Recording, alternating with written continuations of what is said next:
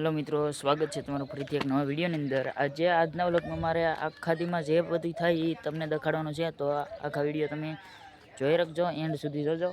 બાકી તો આખા વિડીયોમાં શું શું થશે આજના દિવસમાં અમે તમને કહેવાના છીએ, હું તમને કહી ને દેખાડી, તો જોતા રહેજો પૂરો વિડીયો, આખો પૂરો એન્ડ લગન વિડીયો જોજો। ટાટો છાંયો ને ટાટો પવન તો છે ને તમને એસીમાં ન જોવા મળે, જે તમે સિટીમાં છે ને 50,000 કાંઈ નહીં તો 50,000 ખર્ચ કરો ને તો એ આવો સહયોગ તમને ન મળે, આવું વાતાવરણ જ ન જોવા મળે। કારણ કે આ ગામડાની ખાસિયત છે, ગામડામાં એટલે તો માણા ગામડું સારું અને સિટીમાં બહુ રહેવાનું પસંદ નથી કરતા।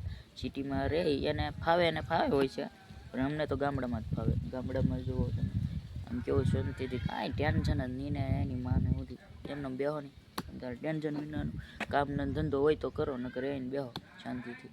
આવો ઠંડો પવન હોય ને એની માને બેઠા હોય શાંતિથી, એમાં કાંઈ બીજું હોય જ નહીં।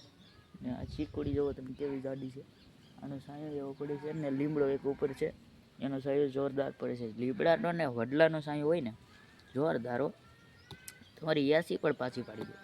એસી કે પંખો ગમે એ હોય, આની હાથે બેહવાની મજા જ અલગ આવે, અને પવન હોય ટાઢો તો આવે આની વાંહે, આમાં તમને લો કે એવું કાંઈ ન લાગે।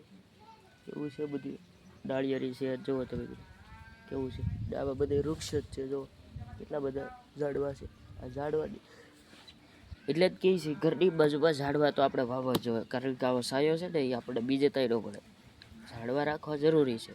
કારણ કે પહેલી વાત તો એ છે એ આપણને આ લીમડા છે એ બધા ઓક્સિજન આપે અને સારું એવું વાતાવરણ આપે છે, ઠંડો પવન આપે છે, એવું બધું આપે છે। એટલે આપણે ખાસ ઝાડવા તો ઘરની આગળ સોંપવા જ જોઈએ, હોય તો આપણે બેહવું ઉઠવું મજા આવે ને પવન વાતાવરણ બધું શુદ્ધ રહે। એટલે બસ, તો તમે શેર કરી દેજો આ વિડીયોને, ખૂબ જ સારો। બાકી તો બાય બાય।